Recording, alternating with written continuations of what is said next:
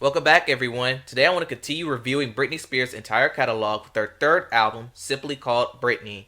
After having two of the fastest selling albums of the past 2 years, Work For You, you'll think she'll stick with the formula. Nope. This will be the first album that abandoned some of the Max Martin teen pop sound. Instead, she chose what's popular in music in those times, like hip hop and R&B. Another thing I want to mention before reviewing this album is that Britney started to work on her first ever film, Crossroads, and some of the songs on this album appear in the movie that I already reviewed. Link to that will be in the description. Compared to her previous project, this undersold big time due to Britney's changing sound and image, and critics were concerned about this album as well. Well, were they right? Are the album's concerns justified? Stay tuned and find out. Before we begin, if you want to see music bios or more good videos like this, hit the subscribe button. Also, I've started a Patreon account. On here you get more copyrighted material and they'll be uploaded 48 hours prior to YouTube. If you want to support or visit, link is in the description. And without further ado, on to our feature presentation.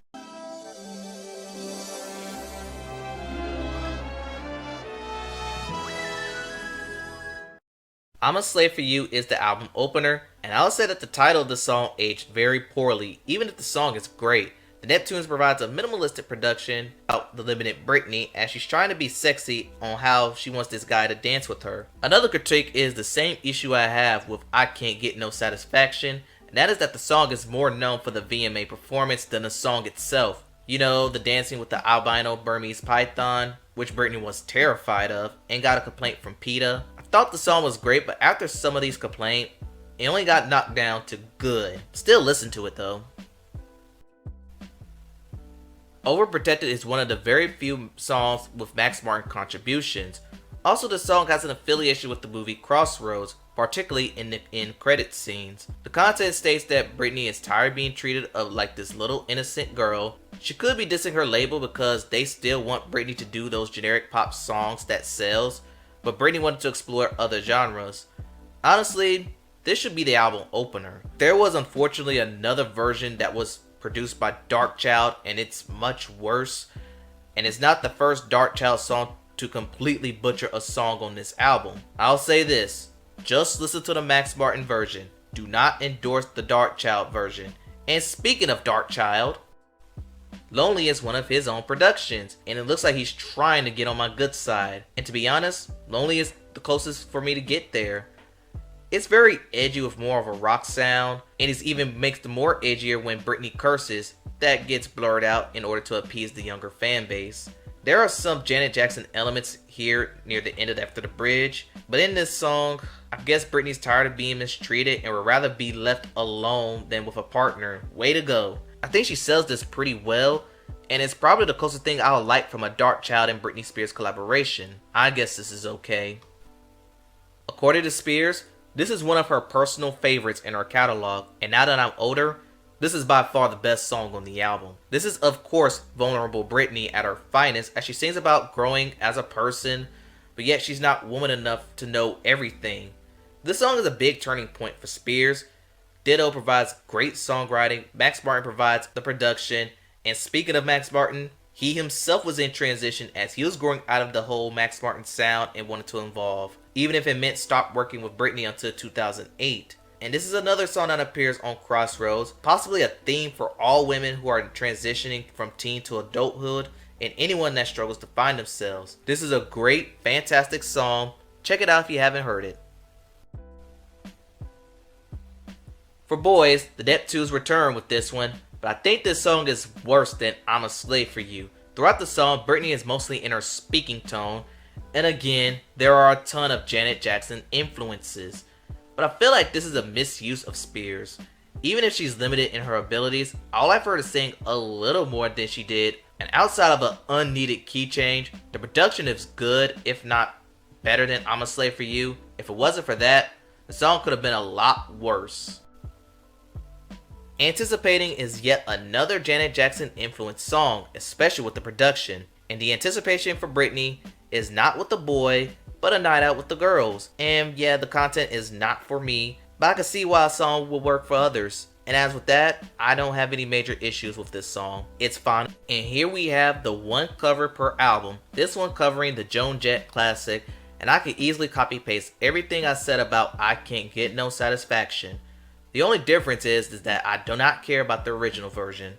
Just like with Overprotected and I'm Not a Girl, Not Yet a Woman, this song is also affiliated with the movie Crossroads. But what I don't like is the production, and why are there so many DJ scratches, Darkchild?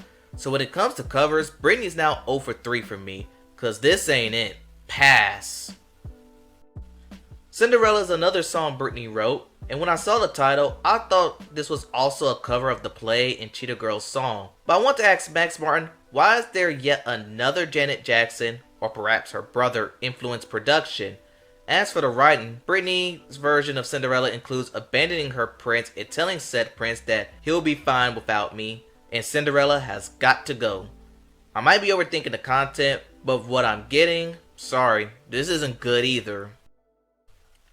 Let Me Be is more Darkchild madness, but this one had potential as it sounded like the Y2K sound that he's more known for producing. But honestly, this one's more filler at best, but it's not a bad filler, but not enough to pull me in. And me being neutral is another nice thing I'll probably say about Darkchild and Spears collaboration. I'll leave it at that. I read a comment that this song sounded like Overprotected and Cinderella, and I get it, both of those songs are written and produced by Max Martin, but the production here is mixed until I hear a droplet that sounded like a wet fart. And another thing that turns me off about this song is the bridge, in which Britney does not sound good at all. All in all, this is also filler, but on the lesser side. You're better off skipping this. That's Where You Take Me is another Spears writing spectacle.